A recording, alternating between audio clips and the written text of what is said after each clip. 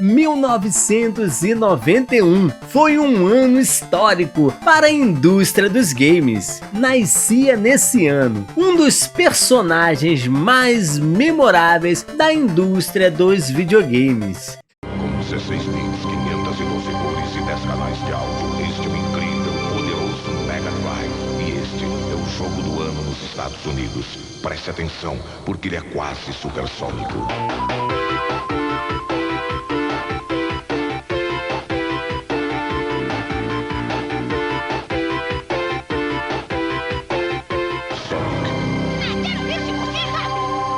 Sucesso supersônico do Mega Drive.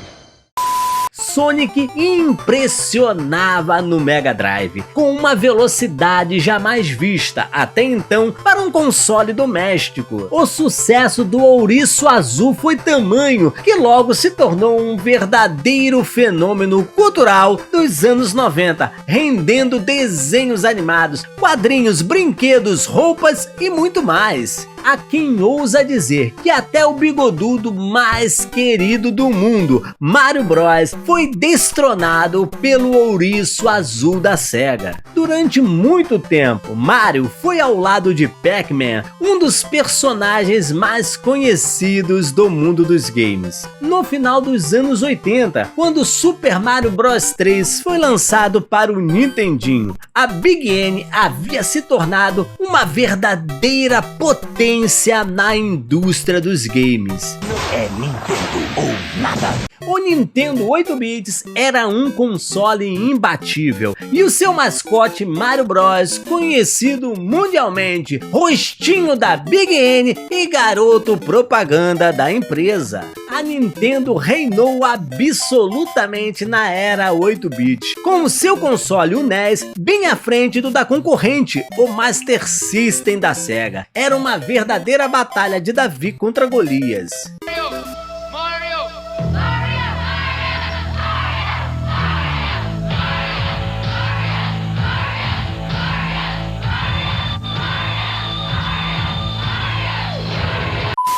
Mas no início dos anos 90, essa história estava para virar completamente. 23 de junho de 1991, nascia Sonic, o ouriço azul mais rápido do universo.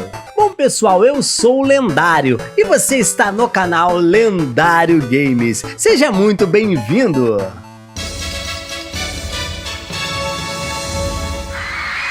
Há quem associe todo o sucesso do Mega Drive ao marketing agressivo que a Sega fazia no início dos anos 90. A Sega não evitava polêmicas e apostava na combatividade para destronar a Nintendo do seu reinado absolutista no mundo dos games.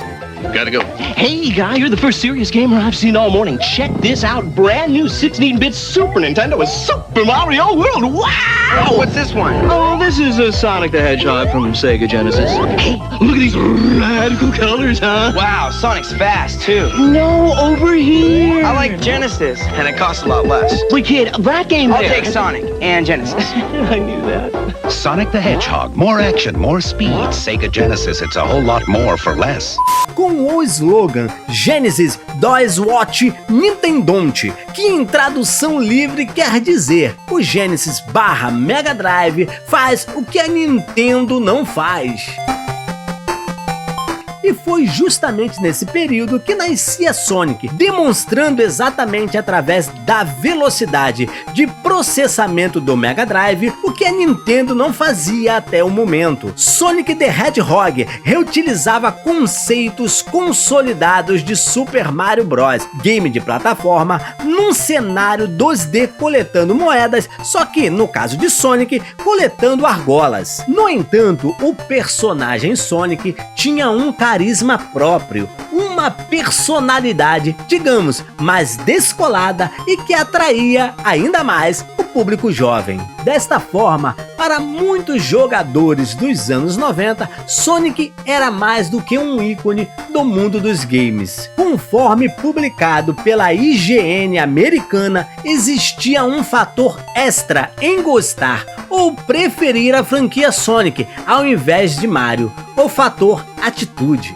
E isso era traduzido pela publicidade agressiva da SEGA, sem medo de confrontar diretamente a Nintendo. A história de sucesso do Mega Drive passa pela popularidade do primeiro game do Sonic nos Estados Unidos. Sonic se transformara numa verdadeira febre da cultura pop da década de 90.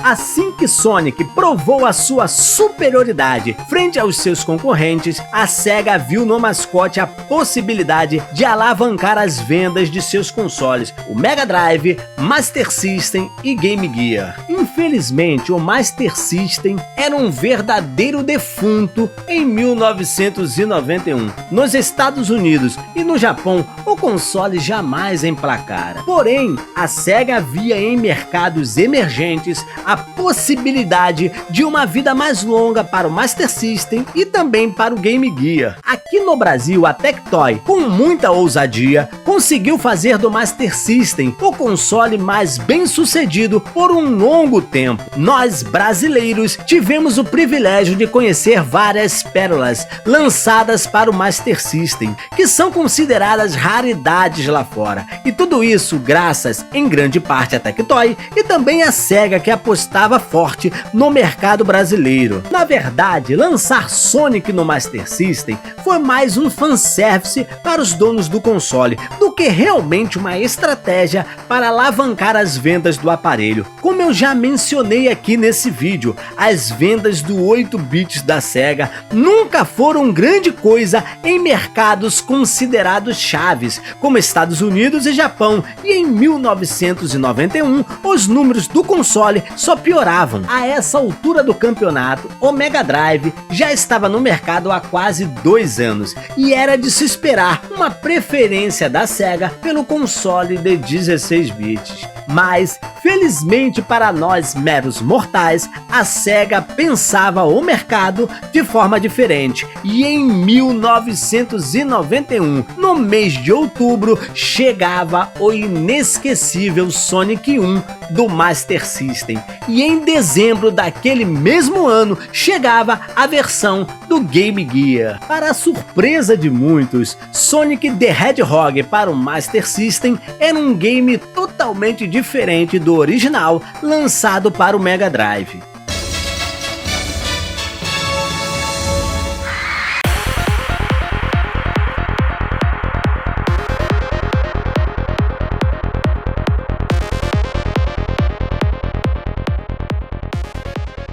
As mudanças começavam pela equipe de desenvolvimento. A versão do Mega Drive foi produzida pelo famoso Sonic Team. O desenvolvimento começou em 1990, quando a SEGA ordenou à sua equipe de produção que criasse um jogo que pudesse bater de frente com Super Mario Bros. Da Nintendo. Durante a fase de desenvolvimento, a SEGA fez uma competição interna sobre qual deveria ser o conceito do novo personagem da empresa. Depois de considerarem várias sugestões e umas até bem bizarras, Naoto Oshima venceu a disputa com seu design de um ouriço azul, descartando assim todas as outras opções bem bizarras. Ufa! A equipe ficou conhecida como Sonic Team por causa do nome do novo personagem, e os integrantes da equipe eram, na produção, Shinobu Toyoda, Hirokazu Yasuhara como projetista. A equipe de designers era composta por Naoto Oshima, Gina Ishiwatari e a deusa lendária Rieko Kodama, e como compositor Masato Nakamura. Já a versão do Master System ficou a cargo de uma empresa terceirizada e novata na indústria dos games. A Unscient foi fundada em 1990 pelo mestre louva-a-Deus Yuzo Koshiro, o maior compositor da história na indústria dos games. Isso fica registrado aqui como a minha opinião. Em 1990, a SEGA lançou o Game Gear, um console portátil de 8 bits bits para concorrer com o Game Boy da Nintendo. O Game Boy era um verdadeiro fenômeno de vendas no Japão e a Sega precisava chamar a atenção do consumidor para o seu console portátil. Sonic se tornara uma grande febre em todo o mundo e seria muito interessante se o game tivesse uma versão para o Game Gear. Yuzo Koshiro tinha acabado de começar a trabalhar para a Sega, compondo a trilha sonora do clássico The Revenge of Shinobi, lançado em 1989. O reconhecimento do trabalho de Koshiro foi tamanho que logo conquistou a confiança de alguns supervisores da Sega. Como resultado, Tomio Takami, gerente geral da Sega, e o cara que desenvolveu o projeto do Sega CD mais à frente, pediu a Yuzo Koshiro que desenvolvesse uma versão de Sonic para o Game Gear. Koshiro então funda a Unscient para desenvolver o jogo, visto que a Sega não poderia assinar contrato com pessoas somente como empresas. Assim nasce a Unscient, que teve Ayano Koshiro, irmã de Yuzo Koshiro, como diretora e sua mãe Tomo Koshiro como colaboradora nos bastidores. A versão do Sonic para o 8-bits teve como projeto inicial uma versão para o Game Gear, mas foi no Master System que o jogo brilhou. A versão para o Master System foi lançada no dia 25 de outubro de 1991 na Europa e a versão para o Game Gear foi lançada no dia 28 de dezembro de 1991. Você sabia que aqui, em terras tupiniquins, o jogo foi lançado primeiro? Sim, segundo a própria Tectoy, o game foi lançado no dia 12 de setembro de 1991.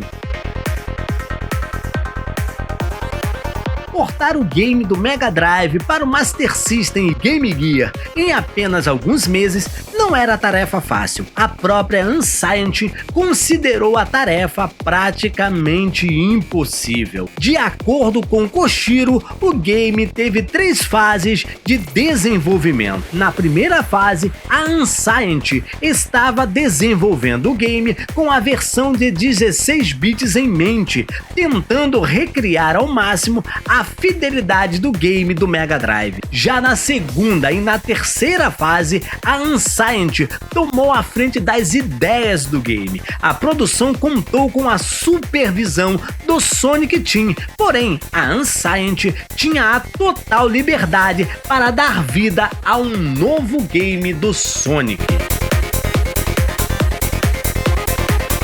A equipe de produção era composta por produtor Yuzo Koshiro, designers Ayano Koshiro e Takefune Inoue, compositor o mestre louva-a-Deus Yuzo Koshiro. Quando o jogo chegou ao mercado em 25 de outubro para o Master System, apenas 4 meses depois de sua aparição para o Mega Drive, foi uma grande surpresa para a mídia especializada na indústria dos games. Os críticos elogiaram a ideia de um game totalmente novo para os 8 bits da Sega. Revistas como a Computer and Video Games do Reino Unido deu nota 90 de 100 para o game. A Game Pro americana deu nota 22 de 25 para a versão do Master System e nota 24 de 25 para a versão do Game Gear. A Mean Machines do Reino Unido deu nota 90, deu uma média de 100. A revista Super Game, especializada em consoles da Sega, fez uma matéria destacando o lançamento do jogo e declarando a versão do Mega quanto a do Master System como jogos do ano de 1991. A revista também, em seu detonado em 1992, declarou o jogo marcou como fenomenal. Além disso, durante todos esses anos, Sonic na versão 8 bits é considerado pelas revistas Games Radar e pela Retro Gamer como um dos jogos mais memoráveis e melhores para o Master System e também para o Game Gear. A trilha sonora do jogo foi composta por Yuzo Koshiro. Ele adaptou alguns trechos das músicas originais da versão 16 bits feitas por Masato Nakamura e compôs algumas faixas inteiramente novas para o jogo. Uma das suas músicas originais, a Bridget Zone, foi depois sampleada na famosa música da cantora Janet Jackson, Together Again, de 1997. A mesma música foi depois sampleada em Sonic Adventure como tema de Tails, Believe in Myself, que foi cantada por Karen Blake. Outra das músicas novas de Koshiro para a trilha sonora de Sonic na versão 8 bits, Jungle Zone, foi sampleada pelo grupo australiano French em 1992 na música Accidentally Kelly Street. Com gráficos lindíssimos para uma versão 8 bits e uma jogabilidade perfeita que não perde em nada para a versão 16 bits. E o principal, uma trilha sonora épica composta por Yuzo Koshiro. Um game que marcou época nos anos 90, seja jogando a versão em cartucho ou a versão na memória do Master System.